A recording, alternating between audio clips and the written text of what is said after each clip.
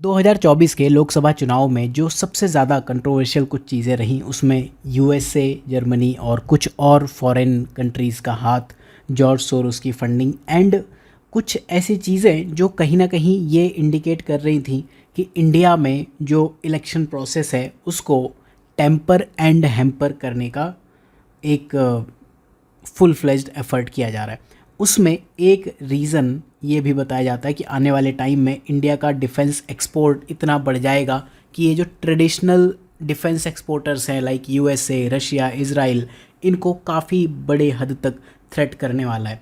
तो इस लेक्चर में हम समझेंगे कि डिफेंस एक्सपोर्ट आखिर कैसे इतने इम्पोर्टेंट हो गए, क्यों न्यूज़ में है।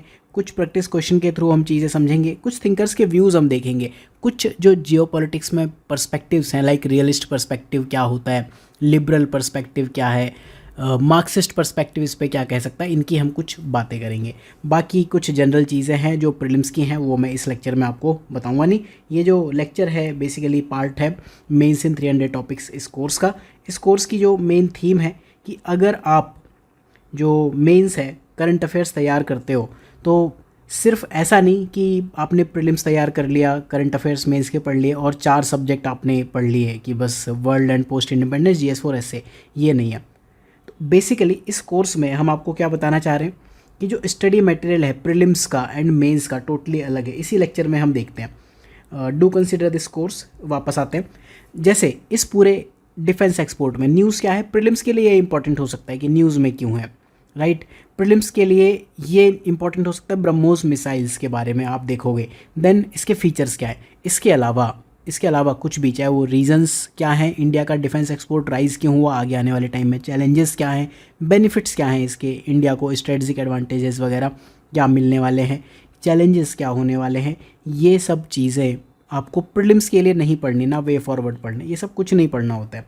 सिमिलरली एक और अगर हम टॉपिक देखें, फैक्ट्स वगैरह हैं, ठीक है, प्रीलिम्स के लिए आप देख सकते हो। एक और टॉपिक जैसे टेरर फाइनेंसिंग में वर्चुअल एसेट्स का यूज़ हो रहा है, तो इसमें प्रीलिम्स के लिए क्या FATF का रोल आपका इंपॉर्टेंट हो सकता है, राइट।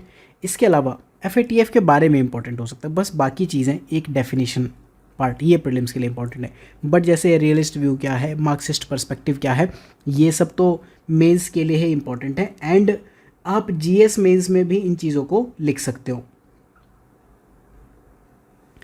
तो पहले तो एक क्वेश्चन ये देखते हैं कि इंडिया के डिफेंस एक्सपोर्ट्स में एक ऐसा पोटेंशियल है जो कंट्री को ट्रांसफॉर्म कर सकता है ग्लोबल आर्म सप्लायर।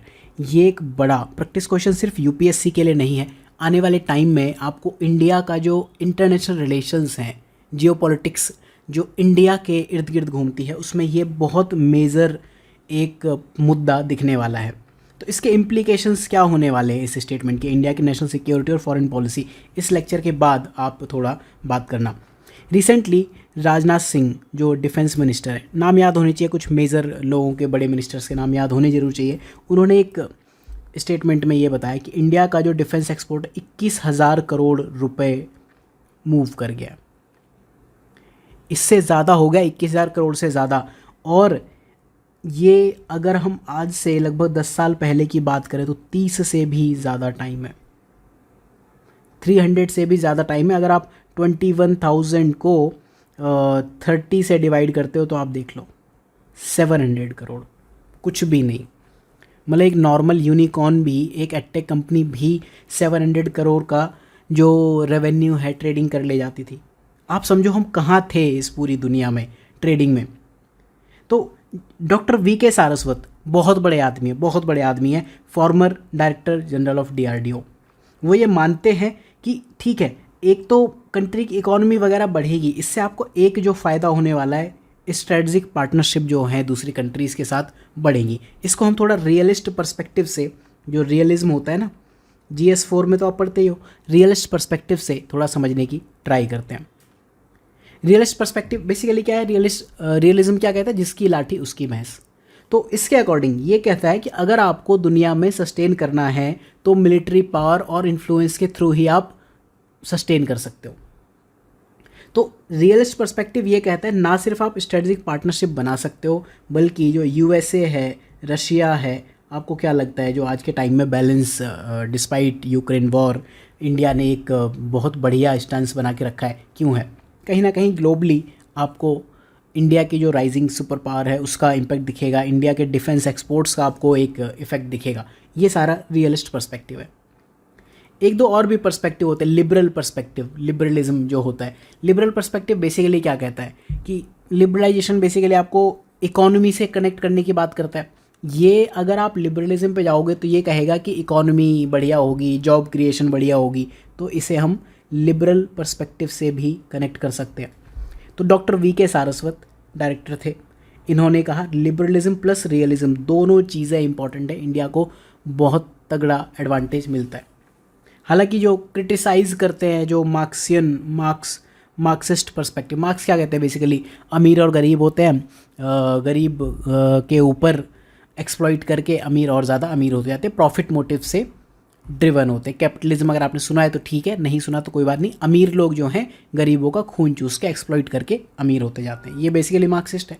तो वो तो ये भी कहेंगे कि अगर आप डिफेंस प्रोडक्शन में पैसा लगा दोगे, इंडिया में आप देखते हो ना अपोजिशन, तो मार्क्सिस्ट या लेफ्टिस्ट पर्सपेक्टिव क्या कहता है कि भाई इसके बदले तो आप स्कूल बना लेते, सोशल वेलफेयर प्रोग्राम चला लेते, हेल्थ कर लेते। तो जब भी आपको इस तरह के लोग दिखें जो कहें इसकी क्या ज़रूरत थी, स्पेस सेक्टर की क्या ज़रूरत थी, डिफेंस सेक्टर की क्या ज़रूरत थी, इतने में तो इतने हॉस्पिटल बन जाते, इतना बन जाता, वो सारे क्या है, मार्क्सिस्ट पर्सपेक्टिव है। इसी तरह से बहुत सारे पर्सपेक्टिव होते हैं इंटरनेशनल रिलेशन में, जियो पॉलिटिक्स में एक पोस्ट कॉलोनियल पर्सपेक्टिव भी होता है। कॉलोनियलिज्म जब ख़त्म हो गया उसके बाद कुछ कंट्रीज़ हैं जो ऑटोनॉमी और सेल्फ रिलायंस के लिए स्ट्रगल कर रहे हैं, उसमें से इंडिया एक मेन कंट्री है। अब एक और बड़े थिंकर हैं डॉक्टर जॉन चिपमैन, बहुत बड़े आदमी हैं। ये जो इंस्टीट्यूट है आप इसके बारे में थोड़ा रिसर्च करना, कभी टाइम मिले, अभी नहीं, यूपीएससी की तैयारी करने के बाद। तो इंडिया के ग्रोइंग जो डिफेंस एक्सपोर्ट है उसकी वजह से जो ट्रेडिशनल आर्म सप्लायर्स हैं यूएसए, रशिया, उनको बहुत बड़ा चैलेंज मिलने वाला है। ये सिर्फ इंडियन नहीं, बाहर के लोग भी मान रहे हैं। इसी तरह कुछ और लोग ये भी मानते हैं कि जो रीजनल सिक्योरिटी है, इंडो पैसिफिक बेसिकली क्या है, क्वाड क्यों बना था, ऑकस क्यों न्यूज़ में रहता है, बेसिकली चाइनीज़ इन्फ्लुएंस जो पैसिफिक रीजन में, साउथ चाइना सी में, इंडियन ओशन में बढ़ रहा है, उसको काउंटर करना चाहती दुनिया की हर बड़ी पावर। अब आप समझ रहे हो इस प्रैक्टिस क्वेश्चन की क्या वैल्यू है। न्यूज़ में तो ये इस वजह से था कि ब्रह्मोस मिसाइल है, पहला बैच फिलीपींस तक को हम सेल कर रहे हैं। तो हम बेसिकली टारगेट क्या करें, ब्रह्मोस के बारे में आप पढ़ लेना, कोई ऐसा बड़ी चीज़ नहीं जो मेंस में आपको पूछे, स्पेशल फीचर्स वगैरह भी पढ़ लेना, प्रीलिम्स के लिए इंपॉर्टेंट है सारे, ये मैं आपको नहीं पढ़ा रहा हूँ इस लेक्चर में, राइट। तो बेसिकली क्या हो रहा है, जो थर्ड वर्ल्ड कंट्रीज़ हैं वो अब यूएसए की तरफ या रशिया, इजराइल, इनकी तरफ ना जाकर इंडिया की तरफ देख रहे हैं। क्या रीजंस है, क्या कारण है? एक तो गवर्नमेंट पॉलिसीज़, सबसे बड़ी चीज़, जो कुछ भी आप कह लो, पहली बात होती है गवर्नमेंट पॉलिसी। फाइनेंशियल पुश दिया गवर्नमेंट ने, एफडीआई लिमिट बढ़ाई, ठीक है, वीसी फंड्स लेके आए, डिफेंस सेक्टर में वीसी फंड्स दिख रहे हैं, एग्जिम बैंक के थ्रू फाइनेंसिंग दिखी आपको, इंडिजिनस इनोवेशन, अगर आप कंट्री में इनोवेट करते हो तो उसके लिए भी इंसेंटिवाइज किया जाएगा। मैं बेसिकली खुद इस डिपार्टमेंट से बिलोंग करता हूँ, डिपार्टमेंट ऑफ एटॉमिक एनर्जी। तो 2012 से आप मान सकते हो, तब से लेके 2021 ये मेरा लगभग वहाँ सर्विंग टाइम था। एंड चीज़ों में किस लेवल पे बदलाव आया है वो मैंने सामने होते हुए देखा है, आपको दिख रहा होगा, ग्राउंड लेवल पे चीज़ें होती हुई दिख रही होंगी। फॉरेन इक्विपमेंट मैन्युफैक्चरर्स हैं, पहले तो उन पे डिपेंडेंस घटाई, इंडिजिनस जो लोग हैं उनको आपने प्रमोट किया, प्लस एक जो बड़ी चीज़ है, एक कीवर्ड आप याद करो, डिफेंस डिप्लोमेसी। ऐसे डिप्लोमेटिक मूव्स जो डिफेंस के इर्द गिर्द घूमते, जैसे लाइन ऑफ क्रेडिट दिया अफ्रीकन कंट्रीज़ को, ये चाइनीज़ कर्जे की तरह नहीं है। लाइन ऑफ क्रेडिट या तो ज़ीरो या फिर बहुत 0.001% बहुत सस्ते इंटरेस्ट रेट पे लोन दिया जाता है। तो हमने अफ्रीकन कंट्रीज़ को लाइन ऑफ क्रेडिट दिया, एक डिफेंस ऑफसेट पॉलिसी बनाई, पढ़ना इसके बारे में, कभी हम बात करेंगे डिटेल में, ठीक है। फिर इसके अलावा हमने मार्केटिंग भी बहुत अच्छी की, मार्केटिंग बहुत अच्छी की जा रही है। फिर इंफ्रास्ट्रक्चर नहीं था इंडिया में बनाने के लिए, तो एक जो नॉर्थ साउथ डिवाइड था कि साउथ में ही सारी मैन्युफैक्चरिंग है, एक डीआईसी, डिफेंस का इंडस्ट्रियल कॉरिडोर, यूपी में भी बनाया गया, तमिलनाडु में भी बनाया गया। उसकी वजह से नॉर्थ में साउथ में सिग्निफिकेंट इन्वेस्टमेंट हुए। अब इसके लिए लॉ एंड ऑर्डर सिचुएशन अगर ये अच्छी ना होती यूपी में, तो फिर डिफेंस कॉरिडोर लगना तो पॉसिबल ही नहीं था। एक टाइम था जब HAL हुआ करता था लखनऊ में, पटना में, सब उठ उठ के साउथ में चले गए, लेकिन थैंक्स टू करंट गवर्नमेंट। देखो मैं सरकार का आदमी हूँ तो हमेशा सरकार की बात तो बड़ा ही करूँगा, राइट। तो गवर्नमेंट ने कुछ ऐसी पॉलिसीज़ ज़रूर डाली है कि जो, जैसे आप एक चीज़ समझो, कभी आपने सोचा है कि इसरो के सारे सेंटर साउथ में क्यों हैं? मेजर सेंटर, छोटे मोटे सेंटर्स नॉर्थ में मिल जाएंगे, बट सारे सेंटर्स साउथ में क्यों हैं? पाकिस्तान का थ्रेट दे के बनाए जाते हैं, बट कोई अगर रिसर्च सेंटर सिर्फ यूनिवर्सिटी है तो वो साउथ में क्यों है? या BARC के या एटॉमिक एनर्जी के जो बड़े बड़े इंस्टॉलेशंस हैं वो सब साउथ में क्यों हैं? मेजर ज़्यादातर नॉर्थ में क्यों नहीं है?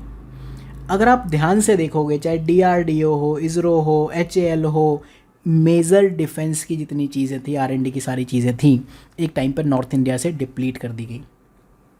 तो इन चीज़ों पे अब गवर्नमेंट्स काम करते हुए दिखती हैं। ऐसा क्यों होता है कि जब लखनऊ से बेंगलोर की फ़्लाइट जाती है तो वहाँ जाने वाले लोग बहुत ज़्यादा दिखते हैं, आने वाली फ़्लाइट में कम लोग दिखते हैं? इसका मतलब आपका बड़े लेवल पे ब्रेन ड्रेन हो रहा है। इंडिया से बाहर तो हो ही रहा है, नॉर्थ इंडिया में भी, इस बेल्ट में भी हो रहा है। वही सेम कहानी, ट्रेन में जाते ज़्यादा लोग हैं मुंबई और बेंगलोर, यूपी और बिहार से, लेकिन आते लौट के कम लोग हैं। तो कहाँ जाते हैं वो लोग? खैर ठीक है, स्ट्रेटजिक पार्टनरशिप भी की गई फॉरेन कंट्रीज से, और indigenisation, self reliance, competitive pricing, ये एक बहुत बड़ी चीज़ है। EODB पर गवर्नमेंट ने काफ़ी ज़्यादा काम किया।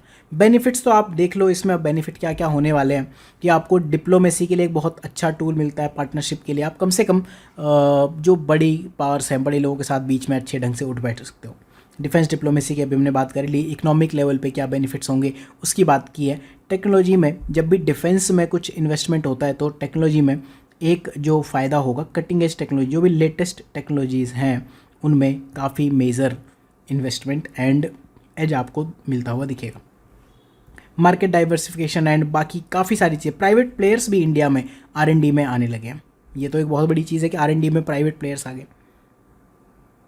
अब चैलेंजेस जब हम बात करेंगे तो आप ये देखो कि इंडिया का अभी भी बजट 1% से कम है, चाइना USA का 20%, 12% है, राइट। तो कुछ ऐसी चीज़ें ज़रूर है। क्रेडिबिलिटी इशू एक है हमेशा, ठीक है, क्रेडिबिलिटी इशू है।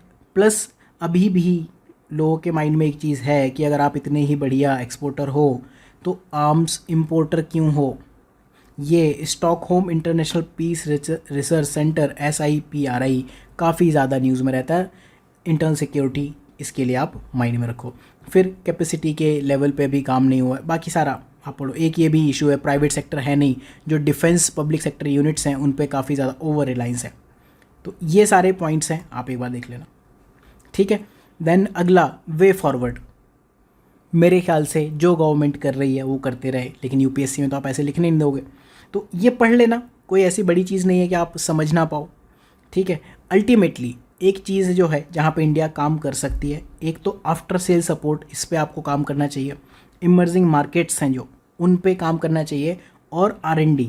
इन 3 चीज़ों पे अगर आप ढंग से काम कर गए तो बाकी ठीक है, बाकी सब तो हो जाएगा। कि ये सब ठीक है कि हाई वैल्यू एक्सपोर्ट डील ये सब कर रहे हो, लेकिन अल्टीमेटली होगी कैसे?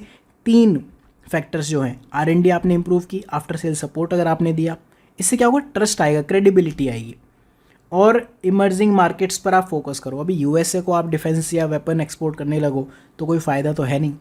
हाँ, अफ्रीका में आप करने लगो तो डेफिनेटली फ़ायदा है। तो ठीक है, कुछ फैक्ट्स हैं, ये आप देख लेना। Thank you for watching and do consider this course. मिलते हैं नेक्स्ट लेक्चर में।